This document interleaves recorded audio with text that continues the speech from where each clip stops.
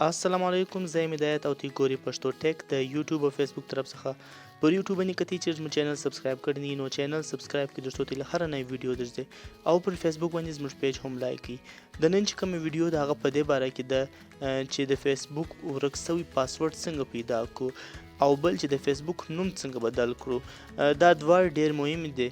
اول خدا چې کله تی فیسبوک جوړوي او زیات خلک چې 3-4 کاله مخکې فیسبوک جوړ کړی دی او هغو له اوس خپل فیسبوک پاسورډ نه دی معلوم ځینې ورک سوی دی. د دې معلومولو دپاره چې کله تا فیسبوک جوړوي تا یا هغه ته د موبایل نمبر ورکړی دی یا تا ایمیل ورکړی دی. په دې دوو شیانو کې تا ضرور یو شی ورکړی دی ځکه چې بې دغه ما سوایه آی ډي په فیسبوک نه جوړیږي د ایمیل او د نمبر ما سوایه. نو اوس راځو د ټول د اول به کروم ته راسو. په کروم کې به فیسبوک خلاص کو. فیسبوک چې کوم تی خلاصوي هغه په براوزر کې خلاص کړي.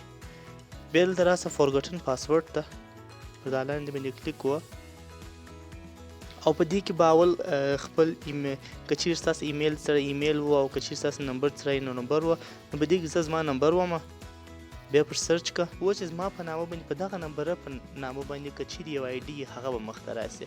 د دې نمبره په نامه باندې یو آی ډي راله مخته چې هغه زما تصویر به ښکاره کوي خو اوس ګورځوم چې ګیټ کوډینګ سټیټ پر دا باندې کلیک کوه.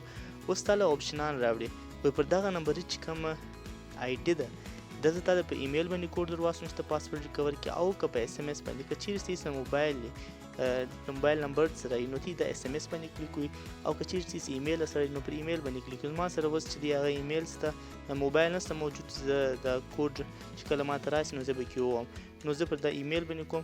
د ایمیل او د نمبر چې دی هغه سیم یو شی دی جلا نه دی. نو نیکسټ ټیک اپ دی ګوره اوس چې کوم ایمیل رالی هغه مال رالی نو ایمیل به زه چې کوم شپږ توري کوډ دی هغه کوډ به زه دلته ووایم بیا به زما چې کوم آی ډي ده هغه به خلاص پاسورډ غواړي نو زه به دا کوډ اوس کې ووم چې ما له پر دوو آی ډیانو باندې دا کوډ راغلی دا کوډ به زه ووم جیمیل به خلاص کړم. دغه کوډ دی چې ما له راغلی دی پر فیسبوک باندې او دا کوډ به زه هلته ووم. دا کوم کوډ چې دی 978 0 3 دا به په دې ځای کې و